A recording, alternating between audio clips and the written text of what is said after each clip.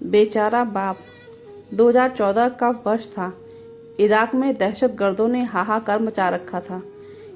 हर दिन लड़ाइयाँ, खून खराबा, बम ब्लास्ट, यह तो आम सी बात हो गई थी। ऐसे ही एक गांव पर इन दहशतगर्दों ने कब्जा जमा रखा था और वहां पर वे हर दिन कत्ले आम मचाते थे। इसी गांव में आयुब अपने परिवार के साथ रहता था और यह कहानी इसी व्यक्ति की है। आयुब अपनी जिंदगी के सबसे भयानक 2 दिन इस दहशत माहौल में देखे थे जो पहले उसने कभी नहीं अपनी जिंदगी में देखे। दहशतगर्दों द्वारा आयुब के इलाके में बॉम्ब फेंका गया। वह था उसकी जिंदगी का पहला सबसे खराब दिन। और दूसरा दिन था इसी बम हमले की वजह से उसकी बीवी का इंतकाल होना। दहशतगर्दों ने गांव पर कब्जा जमा रखा था, इसलिए ना चाहते हुए भी अपने 2 जुड़वा बेटों के साथ 2 सालों तक आयुब को इसी गांव में रहना पड़ा। लेकिन अब दहशतगर्द और इराकी आर्मी वालों के बीच हर दिन की लड़ाइयों की वजह से वहां रहना और भी ज्यादा खतरनाक हो गया था।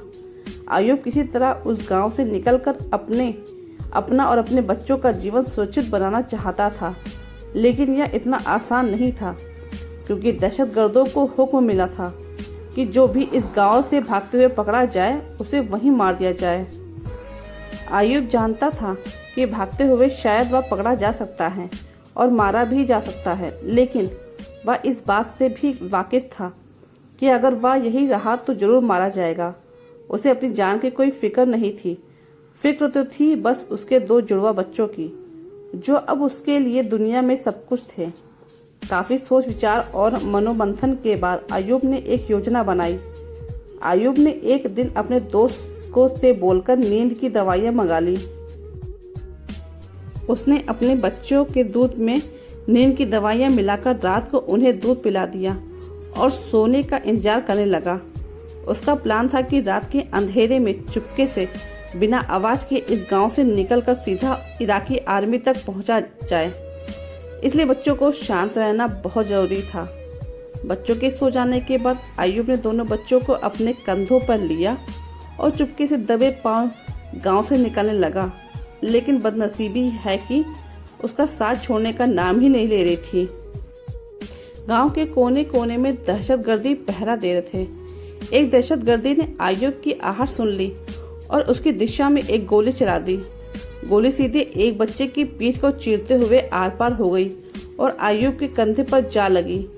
बच्चे की वहीं पर मौत हो गई, लेकिन मजबूर आयुब अपना दुख मनाने के लिए रुक भी नहीं सकता था।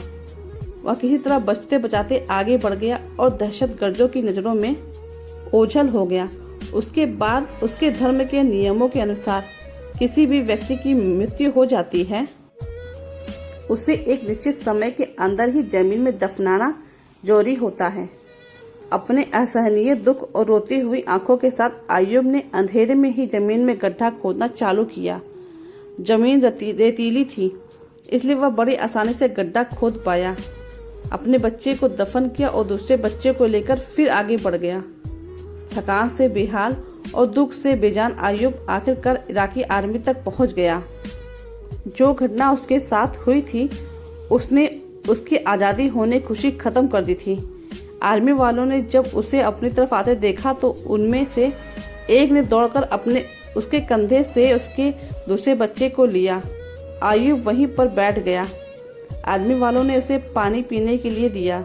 आयुब पानी पीने लगा, तब आर्मी वालों की बातें उसके कान पर पड़ी, जिसे सुनकर उसके पैरों तले जमीन खिसक गई।